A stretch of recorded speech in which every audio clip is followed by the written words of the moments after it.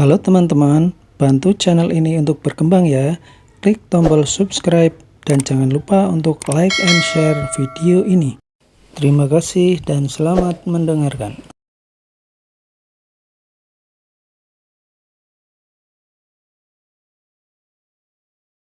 Bab 105. Acara lamaran pernikahan. Pada saat ini, Valentino perlahan-lahan berjalan menghampiri Angel. Angel merasa ragu sejenak, tapi kemudian dia juga berjalan ke arah Valentino. Pemandangan tersebut mirip dengan serial drama televisi. Kedua orang pelan-pelan melangkah maju, puluhan ribu kelopak mawar berlayang di sekitar mereka, seolah-olah sedang memberkati pasangan tersebut. Beberapa saat kemudian, akhirnya kedua orang telah mencapai satu sama lain.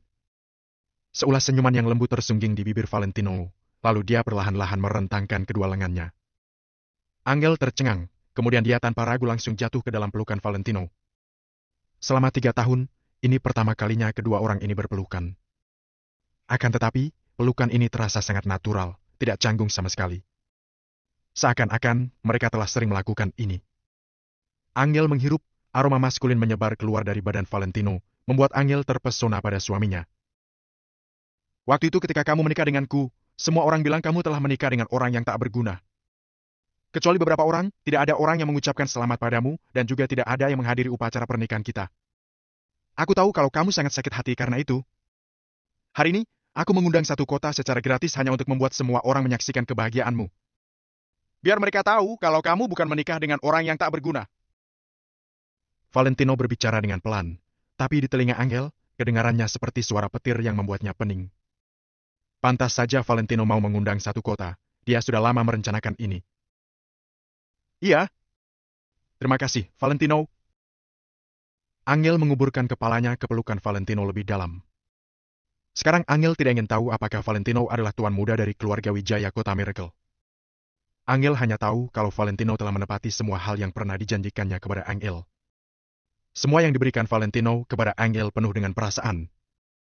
Namun, hanya Valentino sendiri yang tahu kalau ini tidak cukup. Dia pernah mengatakan dia akan memberikan Angel sebuah kejutan, jadi Valentino harus mewujudkannya.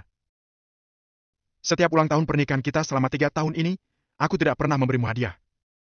Jadi hari ini, aku akan memberimu semuanya untuk 3 tahun ini. Anggaplah lagu piano tadi adalah hadiah ulang tahun pernikahan pertama kita. Anggap ini sebagai hadiah ulang tahun pernikahan kedua kita. Ujar Valentino sambil pelan-pelan membalikkan badan Angel. Angel merasa sangat terharu. Sebelum dia sempat mengatakan sesuatu, Valentino sudah membalikkan badannya sehingga Angel melihat ke depan. Wah! Angel langsung menutup mulutnya. Ada sebuket, bukan, itu tidak dapat disebut sebagai sebuket. Sebuah buket raksasa mawar sedang jatuh dari langit. Sama sekali tidak berlebihan untuk mengatakan kalau ukuran buket raksasa mawar itu sebesar dengan sebuah ruangan. Mawar merah yang tak terhitung jumlahnya dan yang telah dipilih dengan saksama saling berdekatan. Mawar merah tersebut terlihat sangat cantik dan menarik. Dalam sekali pandang, setidaknya ada ribuan bunga mawar dalam satu buket raksasa itu. Ribuan bunga mawar merah benar-benar luar biasa. Buket mawar merah yang diikat oleh tali perlahan-lahan turun di depan Angel dari langit. Dengan bantuan, buket mawar merah tersebut jatuh ke lantai dan muncul di hadapan Angel. Semua bunga mawarnya bermekaran di depan Angel, seperti lautan bunga mawar merah yang sangat luas. Ketika Angel mencium wangi bunga, dia pun terpesona. Valentino dari belakang berkata, 9.999 bunga mawar merah ini adalah hadiah ulang tahun pernikahan kedua kita. Sekarang Angel sudah tidak tahu apa yang harus dikatakannya kecuali terharu. Dulu dia tidak pernah berpikir kalau Valentino ternyata bisa seromantis ini. Dulu Angel juga tidak pernah berani untuk berimajinasi kalau Valentino akan memberikannya kejutan begini besar dan membuatnya begini terharu. Suka? Tanya Valentino sambil tersenyum lembut. Suka? Angel menganggukkan kepalanya. Dia juga tidak tahu harus berkata apa. Segelombang demi segelombang perasaan menghanyutkan Angel, membungkus sekujur tubuhnya sehingga Angel tidak bisa bersikap tenang sama sekali. Baguslah kalau kamu menyukainya. Untuk hadiah ketiga, ia adalah sebuah acara. Valentino tiba-tiba ketawa, dia menatap Angel dengan penuh arti. Acara? Angel bingung. Acara apa? Valentino tersenyum sambil menjawab. Angel, aku tang acara lamaran padamu. Angel langsung tersentak. Waktu itu ketika dia menikah dengan Valentino, memang sangat terburu-buru. Jangankan acara lamaran pernikahan, mereka dua bahkan tidak mempunyai waktu untuk saling memupuk perasaan. Keduanya langsung menikah karena permintaan Tuan Besar Kusuma. Jadi sebenarnya, Angel benar-benar belum pernah dilamar. Kadang-kadang, Angel juga bisa merasa cemburu dengan wanita lain, dengan buket bunga mawar yang ada di tangan mereka. Dia juga cemburu dengan cincin berlian pertunangan wanita lain. Akan tetapi, Angel tahu kalau dia selamanya tidak akan bisa memiliki benda-benda itu. Dia bahkan tidak mempunyai keberanian untuk mengharapkannya. Namun saat ini, Valentino malah berkata dia telah menyelenggarakan sebuah acara lamaran pernikahan untuk Angel. Bagaimana ini tidak membuat Angel terharu? Sebenarnya, hadiah ketiga yang dipersiapkan Valentino adalah uang hadiah pertunangan sebesar 9,99 miliar dan identitas asli Valentino. Akan tetapi, keluarga Wijaya malah membekukan 9 miliarnya dan mereka tidak mengizinkan Valentino untuk memberitahu orang luar mengenai identitas aslinya. Keluarga Wijaya melakukan itu karena mereka masih belum sepenuhnya mengakui Valentino sebagai bagian dari keluarga Wijaya. Lagi pula, Valentino hanyalah seseorang yang telah mereka usir keluar.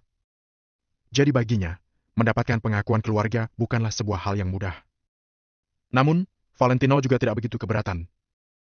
Setidaknya Valentino masih bisa membiarkan Angel menjalani hidupnya dengan baik tanpa perlu mengandalkan identitas keluarga Wijaya. Melihat Valentino yang hanya berdiam diri, Angel pun berbisik. Valentino, kamu? Valentino tersadar kembali. Dia mengulurkan tangannya ke arah bunga mawar tersebut, lalu menemukan sebuah kotak kecil. Setelah itu, Valentino mundur 2 langkah. Di depan Angel, Valentino berlutut dengan satu kaki, memegang kotak tersebut dengan tangan kirinya dan membukanya dengan tangan kanan. Valentino pelan-pelan mengangkat kotak tersebut ke arah Angel. Di dalam kotak kecil tersebut terdapat sebuah cincin berlian yang berkelap-kelip. Ukuran berlian yang berkilauan itu sebesar kuku ibu jari dan berbentuk sebuah hati yang sempurna. Di bawah penerangan lampu warna-warni, cincin berlian tersebut terlihat indah. Wanita manapun akan sangat senang ketika melihatnya. Astaga, itu adalah Derry Ring! Seru Angel dengan terkejut, lalu dia menutup mulutnya. Valentino mengangguk dan berkata, "Benar, ini adalah cincin merek Derry Ring. Aku ingin memakaikan cincin Derry Ring ini untukmu." Angel tercengang. Cincin Derry Ring bukan hanya sekedar sebuah cincin berlian pertunangan. Karena dalam seumur hidup, seorang pria hanya bisa membuat satu cincin merek ini. Selain itu, mereka semua harus mendaftarkan KTP mereka. Baik itu si pemesan cincin berlian maupun si penerima, keduanya harus mendaftarkan KTP dan nama mereka. Hal ini pun berarti dalam seumur hidup Valentino, dia hanya boleh memberikan cincin berlian ini kepada Angel seorang. Wanita lain tidak akan mendapatkan kesempatan ini. Sebuah cincin yang hanya bisa dibuat sekali dalam seumur hidup dengan KTP, sebuah perjanjian yang mulia dan sakral macam apa ini? Sebenarnya tidak perlu banyak berkata sama sekali. Hanya dengan cincin seperti ini yang melambangkan keabadian saja sudah cukup menyatakan segalanya. Bab 106, Angel, menikahlah denganku. Angel, maukah kamu menikah denganku? Ucap Valentino dengan penuh perasaan pada Angel. Mata Angel kembali berkaca-kaca. Lalu air mata itu pun tiada hentinya mengalir di pipinya yang putih. Namun, Angel tidak mengusapnya, melainkan membiarkan air mata itu mengalir bebas. Karena dia tahu bahwa ini adalah air mata kebahagiaan, air mata sukacita. Angel mengusap hidungnya dan mengangguk dengan serius sambil menjawab. Baik. Aku bersedia menikah denganmu, Valentino. Lalu, Valentino meraih tangan Angel yang lembut untuk memakaikan cincin ke jari Angel. Ukuran cincin itu sangat pas, tidak kebesaran, juga tidak kekecilan. Ketika melihat cincin berlian Derry Ring yang indah berada di jemarinya, Angel pun menangis terharu. Air mata Angel malam ini bagaikan air mancur yang mengalir deras. Sebenarnya Angel sangat jarang menangis karena karakter Angel yang begitu tegar. Angel selalu terlihat seperti wanita kuat yang sama sekali tidak lemah. Namun, itu semua karena dia tidak mempunyai seseorang yang bisa diandalkan olehnya. Ada pepatah mengatakan, anak yang tidak mempunyai payung harus belajar berlari dengan cepat. Sedangkan Angel adalah salah satu dari anak yang tidak mempunyai payung, jadi Angel hanya bisa terus berjalan di tengah hujan badai. Sama seperti sebuah perahu yang terombang-ambing di tengah laut yang tidak mempunyai dermaga untuk berlabuh. Akan tetapi saat ini, Angel sudah menemukan dermaganya untuk berlabuh. Pelukan kuat dan hangat ini akhirnya telah muncul.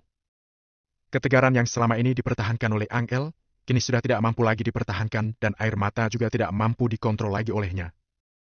Setelah Valentino berdiri, Angel langsung memeluk Valentino karena Angel tidak bisa menahan emosinya. 3 tahun, Valentino, sudah 3 tahun. Tahukah kamu betapa kecewanya perasaanku padamu? Tahukah kamu bahwa terkadang aku sangat ingin berpisah denganmu? Tapi, aku tahu kamu sangat baik padaku. Kebaikanmu yang tulus itu membuatku tidak rela berpisah denganmu. Hanya saja, kenapa kamu harus berpura-pura menjadi seseorang yang tidak berperasaan? Kenapa? Angel menangis terseduh-seduh sambil melayangkan tinjunya ke dada Valentino dengan pelan. Kelak aku tidak akan seperti itu lagi, tidak akan seperti itu lagi. Valentino menghibur sambil menepuk punggung Angel dengan pelan. Angel menangis cukup lama di dalam pelukan Valentino hingga dirinya perlahan-lahan tenang. Barulah Angel menyeka air matanya. Sayang sekali, tuxedo Valentino yang seharga ratusan juta ini telah terhiasi oleh air mata Angel. Namun, Valentino tidak keberatan. Valentino malah memandang Angel dengan tatapan penuh kasih sayang. Beritahu aku, apa identitasmu yang sebenarnya? Tanya Angel dengan serius. Aku sudah memberitahumu, aku adalah Valentino Wijaya yang tak lain adalah suamimu. Jawab Valentino. Karena keluarganya tidak mengizinkan Valentino mengungkapkan identitasnya, jadi sementara waktu ini, Valentino hanya bisa menyembunyikannya. Kalau tidak, keluarganya akan berpikir dirinya bisa hidup karena mengandalkan kemampuan keluarga Wijaya. Aku tahu, maksudku identitasmu yang lain, bagaimana kamu bisa sampai tahap ini? Jangan bilang kamu mendapatkan hadiah lagi, aku tidak bodoh.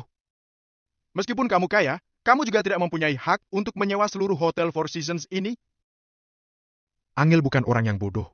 Terkadang dia juga merasa ada sesuatu yang sedikit aneh. Sekarang kalau dipikir-pikir, banyak hal yang tidak bisa dipercaya terjadi pada Valentino dalam waktu dekat ini.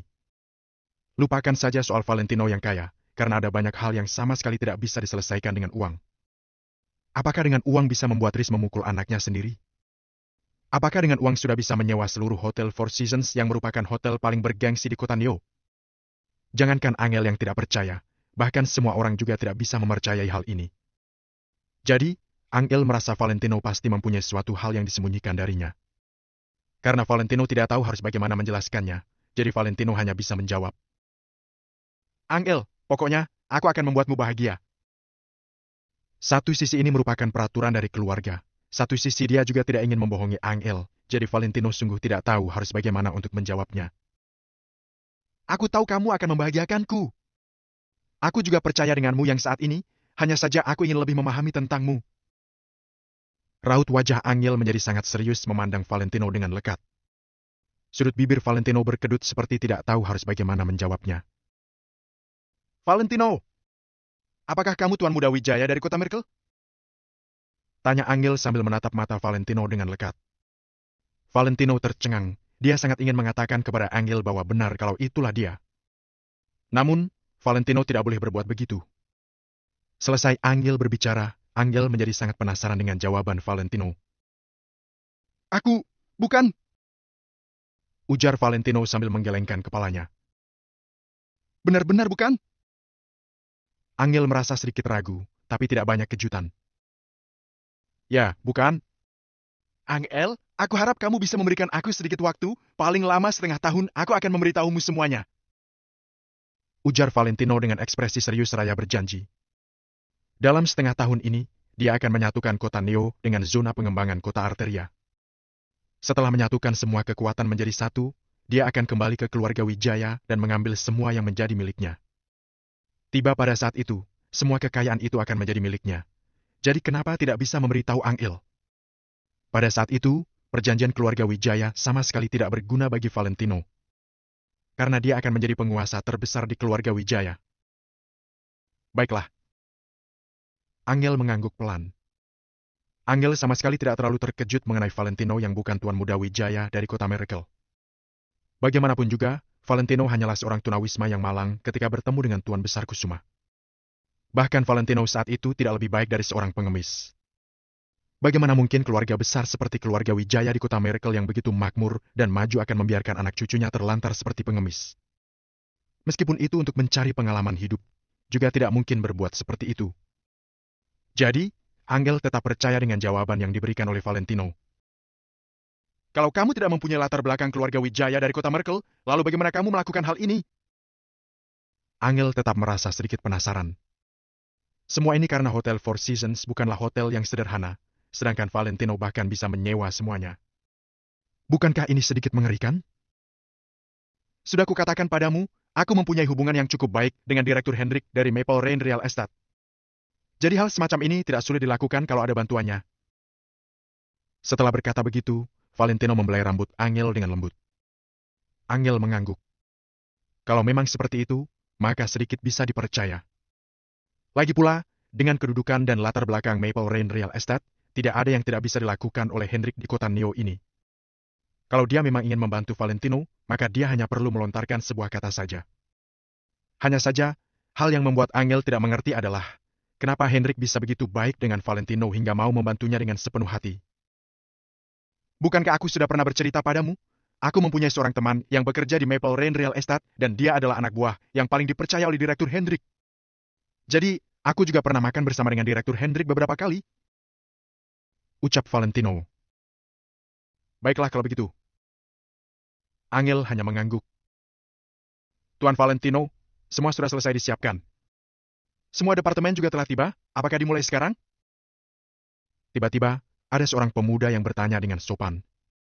Angel tercengang, apalagi yang disiapkan oleh Valentino untuknya.